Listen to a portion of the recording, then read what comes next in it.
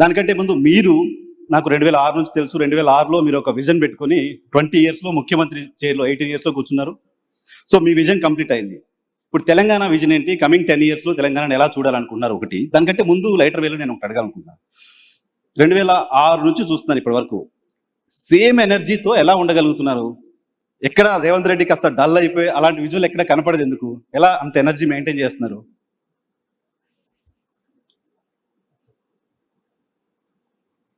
మనకున్న లక్ష్యం, మన ఆలోచన, మనం తీసుకుంటున్న నిర్ణయాలలో స్పష్టత ఉంటే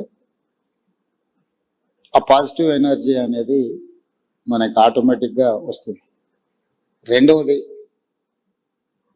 చాలా సందర్భాలలో చాలామంది తమకు ఏం కావాలనో కోరుకోకుండా ఇతరుల దగ్గర ఏముండకూడదో దాన్ని దూరం చేయాలనే ప్రయత్నం చేస్తుంటారు. అది జరగకపోవడం వల్ల అసహనము, అసంతృప్తి అవి మనిషిని కుంగదీస్తాయి.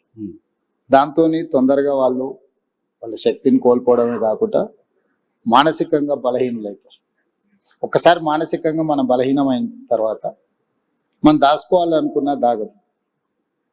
దాంతో ఏమవుతారంటే చాలామంది అధికారంలో ఉన్నప్పుడు ఒకలాగా, అధికారంలో లేనప్పుడు ఇంకొకలాగా, లేకపోతే అనుకూలిస్తే ఒకలాగా, గెలిస్తే ఉప్పొంగిపోవడం, ఓడితే కుంగిపోవడం, ఇట్లాంటి రకరకాల సమస్యలతో కొట్టుమిట్టారు. So clarity of thought first, ప్రణాళిక దానికి తగ్గట్టుగా. ఓకే. సో ఆలోచన అలా క్లారిటీగా ఉండొచ్చు, కానీ మీ పైన జరిగిన అటాక్స్ నాకు గుర్తుంది. 2009లో మీరు మొదటిసారి ఎమ్మెల్యేగా పోటీ చేసినప్పుడు గన్తో ఫైర్ చేశారు మీ పైన. రోడ్డు పైన అలా పడిపోయిన రేవంత్ రెడ్డి విజువల్ చూసాం. ఆ తర్వాత కేసులు, కొట్లాట్లు, అరెస్టులు, జైళ్ళు ఇవన్నీ కూడా చూసాయి కదా. క్లారిటీ ఆఫ్ థాట్ ఓకే, ఇవన్నీ ఎక్కడ ఆపలేదా? ఇవన్నీ ఎక్కడ బౌన్స్ బ్యాక్ అయ్యేలా మళ్ళీ వెనక్కి తగ్గేలా చేయలేదా? డెఫినెట్గా సమస్య వచ్చినప్పుడు, సమస్యను ఎదుర్కొంటున్నప్పుడు కొంత మానసికంగా ఒత్తిడి ఉంటుంది.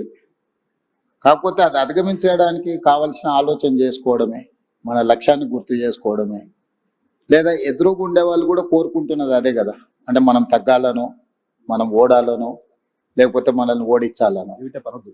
సో వాళ్ళ కోరుకున్న విధంగా మనం వ్యవహరిస్తే వాళ్ళ ఆలోచనలని మనము ముందుకు తీసుకెళ్ళినట్టు ఉంటుంది తప్ప మనమేం ఆలోచన చేస్తున్నాం, మనకేం కావాలనో దాని మీద ముందుకు వెళ్ళడానికి అవకాశమే ఉండదు కదా. కాబట్టి నేను జిల్లా పరిషత్ మెంబర్గా ఇండిపెండెంట్గా గెలిచిన, ఎమ్మెల్సీ ఇండిపెండెంట్గా గెలిచిన, 2 సార్లు ఎమ్మెల్యేగా గెలిచిన, ఒకసారి ఎంపీగా గెలిచిన, ఈరోజు 3వసారి ఎమ్మెల్యేగా గెలిచి ముఖ్యమంత్రి అయినా. నా ఆలోచనలో నాకు స్పష్టత ఉంది. నాకు స్పష్టత ఉన్న మీద, ఆలోచన మీద ఇతరులకు భిన్నాభిప్రాయాలు ఉండొచ్చు. రాజకీయాలలో నేను ఎప్పుడు 100% ప్రజలను ఒప్పించాలనో, 100% మార్కులు సాధించాలను నేను ఎప్పుడు లక్ష్యం చేయను. నా లెక్క పాలిటిక్స్లో 51% ఈజ్ 100%, 49% ఈజ్ 0. నువ్వు గెలవాలంటే 51% చాలు నీకు రాజకీయాలలో. ఈ గేమ్లో ఉన్న రూలే అది. 51%, 61 సీట్లు వస్తే నువ్వు ప్రభుత్వాన్ని ఏర్పాటు చేస్తావు. 59 సీట్లు వస్తే ఇంటి దగ్గర కూర్చుంటావు. సో 59కి 61కున్న తేడా 2.